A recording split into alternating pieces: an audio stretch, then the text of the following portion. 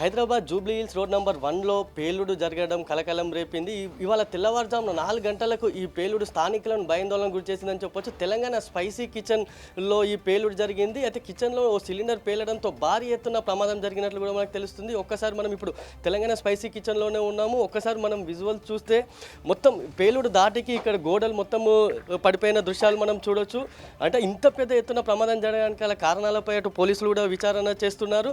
అయితే అసలు దీంట్లో పేలుడు ఎలా జరిగింది అంటే తెల్లవారుజామున 4 గంటలకు అందరూ పడుకున్నప్పుడు జరిగిన పేలుడుకి అసలు కారణం ఎవరైనా లోపలికి వచ్చారా లేదంటే సిలిండర్ పేలిందా అనే ఘటనలపై అన్ని కోణాల్లో పోలీసులు విచారణ చేస్తున్నాం. మనం ఒకసారి చూడవచ్చు, ఇక్కడ గోడలతో సహా అంతా నీలమట్టమైన దృశ్యాలు మనం చూస్తున్నాము.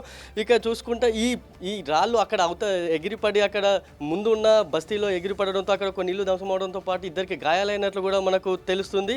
దీంతో అసలు ఈ ప్రమాదం ఎలా జరిగింది అనే కోణంలోనూ పోలీసులు విచారణ చేస్తున్నారు. అంటే ఒక సిలిండర్ పేలితేనే ఇంత ప్రమాదం జరుగుతుందా అనే కోణంలో పోలీసులు దర్యాప్తు చేపట్టారు. ఒక్కసారి మనం చూస్తే మొత్తం గోడలు సహా అంతా ఇక్కడ మొత్తం నీలమట్టమైందని చెప్పొచ్చు. ఎక్కడికక్కడ వస్తువులు మొత్తం చెల్లా చెదరయ్యాయి. అంటే సిలిండర్ పేలితే ఇంత ప్రమాదం జరుగుతుందా, అసలు ఏం జరిగింది ఈ కిచెన్లో అనే విషయాలపై పోలీసులు ఆరా తీస్తున్నారు. ఇప్పటికే క్లూస్ టీం కూడా ఘటనా స్థలానికి చేరుకుంది. క్లూస్ టీం కూడా ఆధారాలను సేకరిస్తుంది. అంటే పేలుడు ఎలా జరిగింది, సిలిండర్ బ్లాస్ట్ వల్ల జరిగిందా లేదా ఇంకైనా కారణాలు ఉన్నాయా అనే కోణంలోనూ పోలీసులు విచారణ చేపట్టారు. ఒకసారి మనం చూసుకుంటే మొత్తం ఎక్కడికక్కడ గోడల కూలిపోయిన దృశ్యాలే మనకు కనిపిస్తున్నాయి.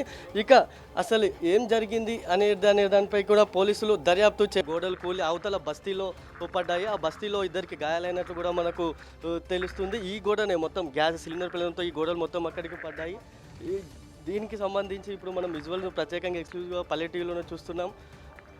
ఒక్కసారి మనం చూస్తే మొత్తం అక్కడ గోడలు మొత్తం రేకులపై కింద ఉన్న షెడ్లపై కూడా పడ్డాయి. అయితే వారిలో ఇద్దరిలో ఒక చిన్న పాప ఉన్నట్లు కూడా మనకు తెలుస్తుంది. వెంటనే వారిని హుటాహుటిన ఆసుపత్రికి తరలించి ప్రస్తుతం చికిత్స కొనసాగుతుంది. ఇక పేలుడు దాటికి ఇక చుట్టూ ఉన్న గోడ మొత్తం ఎక్కడికక్కడ నీలమట్టం అయ్యింది.